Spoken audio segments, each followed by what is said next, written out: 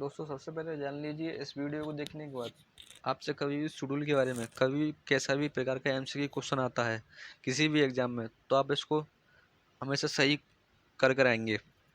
तो आज हम देखने जो इस वीडियो में जो भी डिटेल्स दी गई हैं वो किसी भी एग्जाम में आपके लिए बहुत काम में आएगा। तो देखिए इस वीडियो में आज हम देखने वाले हैं जो भी 12 प्रकार के शेड्यूल होते हैं वो कौन कौन से हैं ऑन एंड उनका सिग्निफिकेंस क्या है। तो सबसे पहले देख लेते हैं, शुरू करते हैं इसकी डेफिनेशन। शेड्यूल होते क्या हैं? It contains additional detail not mention in article. हम कह सकते हैं शेड्यूल में कुछ ऐसी डिटेल दी गई हैं जो कि आर्टिकल में मेंशन नहीं है। जो कि संविधान में 395 आर्टिकल थे उसके एक एक निचोड़ कह सकते हैं इसको हम। और जो इसको एक अपेंडिक्स के नाम से भी जाना जाता है, जो भी भारतीय संविधान का अपेंडिक्स है। स्टार्टिंग में इसमें 8 शेड्यूल थे लेकिन कुछ अमेंडमेंट हुए जो कि आर्टिकल 368 के तहत हुए थे, और इसमें धीरे धीरे करके 4 और शेड्यूल जोड़े गए। तो हम देखते हैं सबसे पहले ये अमेंडमेंट कौन कौन से हैं जिससे कि आपका एमसीक्यू क्वेश्चन बनते हैं। तो कभी भी आपसे 4 एमसीक्यू क्वेश्चन इनसे बनते हैं। ये कौन कौन से हैं देखिए। सबसे पहले फर्स्ट अमेंडमेंट एक्ट 1951, जिसने हमारा 9th शेड्यूल को जोड़ा था, जिसको हम लैंड रिफॉर्म के नाम से जानते हैं। उसके बाद देखिए सेकंड अमेंडमेंट जो कि हमारा 1985 में हुआ था, और जिसने 52nd अमेंडमेंट एक्ट लाए थे जो लोग, और जिससे हमारे 10th शेड्यूल को जोड़ा गया था जिसको हम एंटी डिफेक्शन लॉ के नाम से जानते हैं। मैं इन चारों को डिटेल में अभी बताऊंगा, थोड़ा वेट कीजिए। उसके बाद देखिए 73rd अमेंडमेंट एक्ट और 74 अमेंडमेंट एक्ट, ये दोनों साथ साथ लाए गए थे, जो कि 1992 में जोड़े गए थे, जिससे कि हमारा 11th schedule and 12th schedule को जोड़ा गया था। जिससे हमारा पंचायती राज, जो भी हमारे गाँव में जो भी किस प्रकार की गवर्नमेंट होनी चाहिए, किस लेवल पर डिसीजन लेनी चाहिए, गांव के एरिया के मामलों को कैसे सुलझाएगी, उसको ग्राम पंचायत के नाम से जानते हैं इसको। देखिए जो पंचायत कहते हैं। उसके बाद देखिए म्यूनसिपलिटी, जो भी शहर में आप सुनते हैं नगर पालिका, नगर निगम, जो भी शहरों में जो भी कामकाज देखती है उसको म्यूनसिपलिटीज कहते हैं, जो कि 74th अमेंडमेंट के तहत इसको जोड़ा गया था, जो कि 12th शेड्यूल है। उसका देखिए इसको याद रखने के लिए एक ट्रिक बनाई गई, टीयर्स ऑफ ओल्ड पीएम। और मैं आपको अभी ये ट्रिक बताने लगूंगा तो आप समझ नहीं पाएंगे। उस जिससे पहले आपको ट्रिक को समझने से पहले आपको इसका बेसिक नॉलेज होना चाहिए कि 12th शेड्यूल होता है क्या, कि थोड़ी थोड़ी डिटेल आपको पता होनी चाहिए। तभी आप ये ट्रिक को अच्छी तरीके से याद कर पाएंगे और कभी भी आप भूलेंगे नहीं किसी भी एग्जाम में आपसे क्वेश्चन आता है तो देख लीजिए। सबसे पहले हम शुरू करते हैं कुछ इनकी डिटेल, जो शेड्यूल को 12 शेड्यूल को एक एक करके हम पढ़ते हैं। तो देखिए फर्स्ट शेड्यूल में कभी भी आपसे क्वेश्चन पूछे क्या इसमें दर्शाया गया है, तो आप बता सकते हैं names of state and union territory. जो भी हमारी 8 यूनियन टेरिटरी हैं और जो भी हमारे राज्य हैं, जो भी हमारे भारत में जितने भी राज्य हैं और जो भी यूटी हैं उनके नाम दिए गए हैं। जैसे उत्तर प्रदेश का नाम दिया गया है, जो भी हरियाणा, इन सभी के राज्यों के नाम दिए गए हैं। देखिए और टेरिटरी जुडिक्शन ऑफ स्टेट आल्सो, जो भी इसके जुडिक्शन है वो भी इसमें दिया गया है कि कौन इस पर जुडिक्शन करेगा, जैसे कौन सा हाई कोर्ट जुडिक्शन करेगा इसके ऊपर। और जो भी आर्टिकल 1 से लेकर 4 में इसमें मेंशन है। उसके बाद देखिए हम चलते हैं सेकंड शेड्यूल में देखिए अलाउंस प्रिविलेज एंड एमुलेशन, जो कि जो भी हमारे प्रिविलेज दिया जाएगा, जो भी अलाउंस दिए जाएंगे, जो भी सैलरी वगैरह दी जाएगी, वो जैसे देखिए प्रेसिडेंट है of India, governor of Indian state, speaker Lok Sabha, deputy speaker of Lok Sabha, chairman of Rajya Sabha, deputy chairman of Rajya Sabha, इन सबको जो भी सैलरी, जो भी बड़े बड़े लोग होते हैं, जैसे सुप्रीम कोर्ट के जज, हाई कोर्ट के जज, एंड उनको क्या क्या सैलरी दी जाएंगी, क्या क्या सुविधा दी जाएंगी, जो भी हमारे सेकंड शेड्यूल में दर्शाया गया है। तो आप इसको हमेशा याद रखिएगा सेकंड शेड्यूल को, जो भी इसमें अलाउंस प्रिविलेज एंड एमुलेशन। उसके बाद देखिए थर्ड शेड्यूल में ओथ मतलब जो भी शपथ होती है। थर्ड शेड्यूल को आप सीधे सीधे याद रखना ओथ। जो भी हमारे एमपी होते हैं, सुप्रीम कोर्ट के जज होते हैं, स्टेट मिनिस्टर होते हैं, हाई कोर्ट के जज होते हैं, और इन जिस अभी मैंने इधर लिख दी है, आप इनको देख सकते हैं। और आपको डिटेल में जानना है तो जो भी ओथ, जो भी शपथ लेंगे, उसे कौन कौन शपथ लिए जाए इसके बारे में दर्शाया गया थर्ड शेड्यूल में।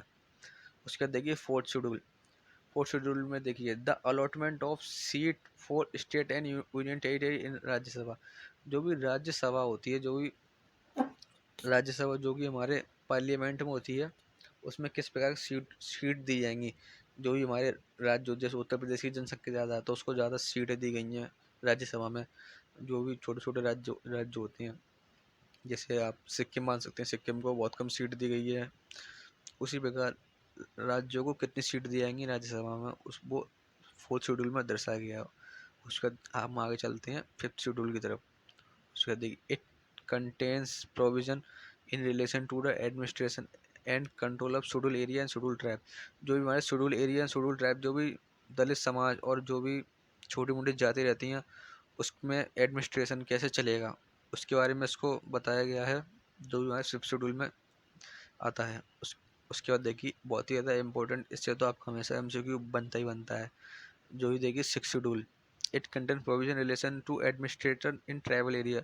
जो भी ट्राइबल एरिया होते हैं, जो भी हमारे आदिवासी लोग रहते हैं, जो भी आप जानते हो असम में, मेघालय, त्रिपुरा, मिजोरम, इसमें जो है ना आदिवासी जनजातीय लोग रहते हैं। जो भी सिक्स शेड्यूल में इसके बारे में बताया गया कि इसमें एडमिनिस्ट्रेशन किस प्रकार चलाया जाएगा, क्यों इसको नॉर्मल तरीके से तो हम चला नहीं सकते एडमिनिस्ट्रेशन, तो इसके लिए अलग से एडमिनिस्ट्रेशन बनाया गया था, मतलब किस प्रकार से यहाँ पे लोगों को देखा जाएगा। तो जो भी आपका एमसीक्यू क्वेश्चन बनता है उससे ऐसा बनता है सिक्स शेड्यूल में कौन कौन से स्टेट हैं जिसके बारे में दर्शाया गया है। तो आप इसको याद रखने के लिए एक ट्रिक याद रख सकते हैं। इसके लिए ट्रिक होती है माई एटीएम। आप कह सकते हैं, देखिए माई इधर होता है मेघालय, मेघालय देखिए एम और बाई है ना मेघालय, तो माई से आप याद रख सकते हैं मेघालय। उसके बाद देखिए एटीएम, ए फॉर असम, और देखिए टी फॉर जो आपका हो गया जो त्रिपुरा हो गया। उसके बाद देखिए एम फॉर फिर से आ गया जो मिजोरम। अब इससे किसी भी एग्जाम में आपसे क्वेश्चन पूछ सकता है, खासकर यूपीएससी के प्रीलिम्स में ऐसे क्वेश्चन बहुत आ सकते हैं। ये कौन कौन से राज्य, आप कंफ्यूज हो सकते हैं। इसमें मणिपुर नहीं है, ध्यान रखिएगा आप हमेशा, इसमें मणिपुर राज्य नहीं है, तो उसको याद रख लीजिए। माई एटीएम ट्रिप याद रख सकते हैं। उसके बाद हम आगे चलते हैं। देखिए सेवन शेड्यूल, सेवन शेड्यूल में आप देख लीजिए, सेवन शेड्यूल में 3 प्रकार की लिस्ट होती हैं। This schedule deals with the 3 legislative list. जो भी कानून बनाए जाते हैं ना लेजिस्लेटिव, वो किस किस सब्जेक्ट पर बनाई जाती हैं। तो यूनियन लिस्ट जो होती है जिसमें 100 सब्जेक्ट हैं, इसमें 3 लिस्ट होती है। यूनियन लिस्ट में 100 सब्जेक्ट हैं, स्टेट लिस्ट में 61 सब्जेक्ट हैं। जो भी हमारे राज्य सरकार जो भी कानून बनाएगी उसमें 61 सब्जेक्ट हैं। और जो भी हमारी केंद्र सरकार, जो भी सेंट्रल गवर्नमेंट होती है, वो किस किस किस नियमों पर, किस किस सब्जेक्टों पर अपने लॉ बनाएगी, उसको हम यूनियन लिस्ट कहते हैं। उसके बाद कंकरेंट लिस्ट, इसमें 52 सब्जेक्ट है। इसमें राज्य सरकार और केंद्र सरकार दोनों ही इसमें नियम बना सकती है, लेकिन हमेशा ध्यान रखिएगा जो भी सेंट्रल का लॉ होगा वो ही इसमें, अभी कभी भी मान लीजिए सेंट्रल स्टेट का लॉ आपका लागू कर दिया और सेंट्रल ने उसके अपोज में लागू कर दिया, तो आपका सेंट्रल का लॉ वो माना जाएगा, जो भी स्टेट का लॉ आपका नहीं माना जाएगा। अगर सेंट्रल ने अपना लॉ माने, जी समझ लीजिए, सेंट्रल का लॉ हमेशा हायर होगा और स्टेट का लॉ हमेशा लो होगा। कभी दोनों के में अंतर होता है तो सेंट्रल का लॉ ऊपर माना जाएगा, उस वही असली माना जाएगा, और फिर आपके स्टेट लॉ को खारिज कर दिया जाएगा। उसके बाद हम आगे चलते हैं एट शेड्यूल।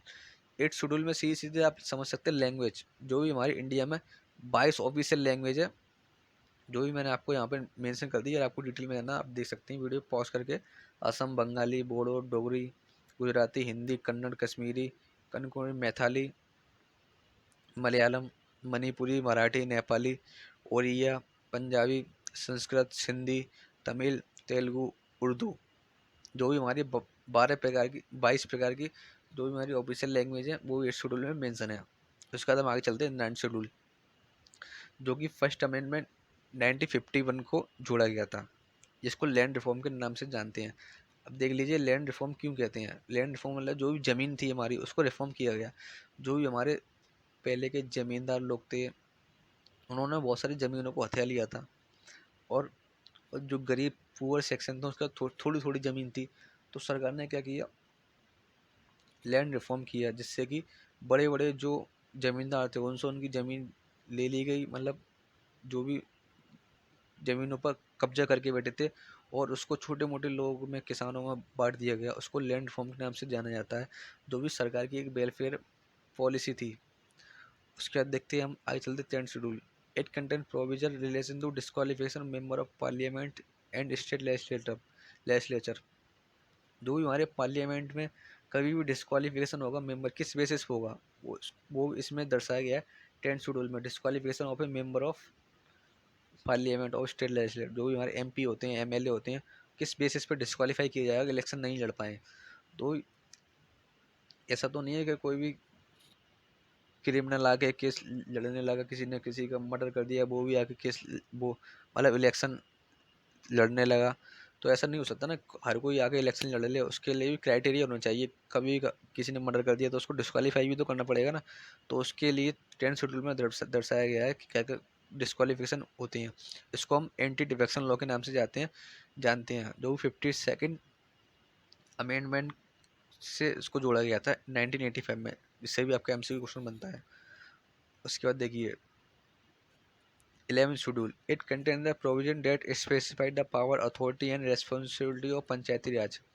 पंचायती राज जो भी रूरल एरिया होता है उसमें पंचायत राज होता है, किस प्रकार उसमें पावर दी जाएगी उन लोगों को, किस प्रकार अथॉरिटी होगी, किस प्रकार की रेस्पॉन्सिबिलिटी उनको दी जाएगी। जो भी ग्राम पंचायत वगैरह आप सुनते हैं, ग्राम सभा होती है, तो उसी वो 11th शेड्यूल में दर्शाया गया है। जो कि 73rd अमेंडमेंट 1992 को एडिट किया गया था, 11th शेड्यूल के नाम से इसको जानते हैं।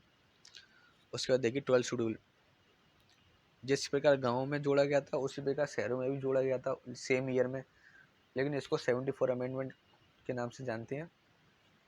उसके बाद देखिए इसको म्यूनसिपलिटीज़ के नाम से जानते हैं। जो भी आप सुनते हैं शहरों में नगर पालिका होती है, नगर निगम होती है, उसका क्या काम होता है, तो उसको म्यूनसिपलिटीज़ कहते हैं। Specify the power, authority and responsibility municipalities. जो भी नगर निगम नगर पालिका होती है उसकी पावर क्या होगी, अथॉरिटी क्या होगी, रेस्पॉन्सिबिलिटी क्या होगी, वो म्यूनसिपलिटीज़ में जो भी आर्टिकल 12th शेड्यूल में इसको दर्शाया गया है। उसके बाद अब हम आगे चलते हैं, इसको याद रखने की ट्रिक। तो अब आप बेसिक चीज़ें जान गए कि ये 12 शेड्यूल क्या होते हैं। तो मैं आपको बता दूं, तो देखिए फर्स्ट शेड्यूल में हमने पढ़ा था टेरिटरी, जिसमें आपके राज्य, स्टेट एंड यूटी के बारे में जो भी उसके नेम थे उसको दर्शाया गया था। तो अब टी से हमें याद रखना टेरिटरी। टीयर्स देखिए, पहले टीयर्स में होते हैं 4 शेड्यूल, वो 5 शेड्यूल होते हैं। देखिए टीज और ई से होता है emulation and salary. Second schedule को हम ऐसे याद रखते हैं, एमुलेशन जो मैं बताया था, सैलरी वगैरह दी जाती हाई कोर्ट के जजेस वगैरह, प्रेसिडेंट को, और जो सुप्रीम कोर्ट के जजेस वगैरह को, जो भी हमारे एमपी एमएलए होते हैं उनको क्या क्या सैलरी दी जाती है, जो कि सेकंड शेड्यूल में मेंशन है। उसका देखिए third, affirmation and oath. Tears के ए से देखिए अफर्मेशन, जो भी शपथ वगैरह लेते हैं वो थर्ड शेड्यूल में मेंशन है। उसके बाद देखिए आर, टीयर्स के आर से देखिए राज्यसभा। राज्यसभा में हमने बताया था जो भी सीटें होंगी किस प्रकार स्टेटों को बंटवारा किया जाएगा। जैसे उत्तर प्रदेश है, उसमें ज़्यादा सीटें दी जाएंगी राज्यसभा में। उत्तर प्रदेश की उसकी पॉपुलेशन ज़्यादा होती है, उस बेसिस पर हम आर 4th शेड्यूल को राज्यसभा के नाम से हम याद कर सकते हैं सीटों के लिए।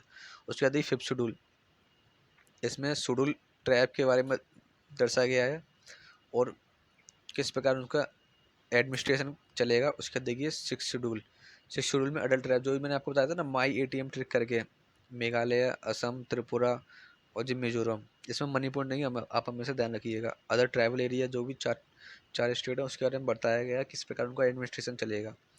उसके बाद चलते हैं हम 7th शेड्यूल की तरफ, फेडरल डिवीजन ऑफ पावर। जो भी मैंने आपको बताया था 3 प्रकार की लिस्ट होती है, union list, state list, concurrent list. आप इसको हमेशा याद रखिएगा। ऑफ के ओ से होता है अदर ट्राइब, एफ से होता है फेडरल स्ट्रक्चर, आप कह सकते हैं ऑफ। उसके बाद देखिए ओल्ड, 8 से देखिए old, official regional language.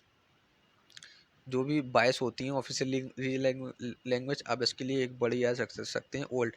L से देखिए लैंड रिफॉर्म, जो भी हमारा लैंड रिफॉर्म हुआ था, जो भी जमींदार लोगों से ज़मीन ली गई थी, जो भी 9th शेड्यूल में जोड़ा गया था, ठीक, जो भी हमारा फर्स्ट अमेंडमेंट हुआ था। उसका देखिए मतलब फर्स्ट अमेंडमेंट शेड्यूल को लेकर जो भी चार प्रकार के शेड्यूल जोड़े गए थे, सबसे पहले इसका अमेंडमेंट हुआ था फर्स्ट लेवल पर। उसके बाद देखिए 10th शेड्यूल जोड़ा गया था एंटी डिफेक्शन लॉ के नाम से जानते हैं, जिसमें हमारे एमएलए एमपी जो भी होते हैं उसका किस प्रकार डिस्क्वालिफिकेशन किया जाएगा, इससे बोलते हैं डिफेक्शन लॉ के नाम से जानते हैं। उसके बाद देखिए पीएम, 11th और 12th शेड्यूल को याद रखने के लिए पंचायती राज, पी से, और एम से देखिए म्यूनसिपलिटीज कॉरपोरेशन। जो भी हमारी शहर की गवर्नमेंट होती है, ये होती है पंचायती राज होती है रूरल की गवर्नमेंट, और ये होती है अर्बन की गवर्नमेंट। तो आप टीयर्स ऑफ ओल्ड पीएम इस सेंटेंस को याद रख सकते हैं, और इस सेंटेंस को भी आप 4 पार्टों में तोड़ सकते हैं, टीयर्स ऑफ ओल्ड पीएम। तो आशा करता हूँ आपको वीडियो पसंद आई हो। तो आप हमेशा इस सेंटेंस को याद रखिएगा, जो आप कभी नहीं भूलेंगे किसी भी प्रकार का एमसी क्वेश्चन आता है। तो आशा करता हूँ आपको वीडियो पसंद आई हो, और वीडियो पसंद आई उसको लाइक, शेयर एंड सब्सक्राइब कीजिए।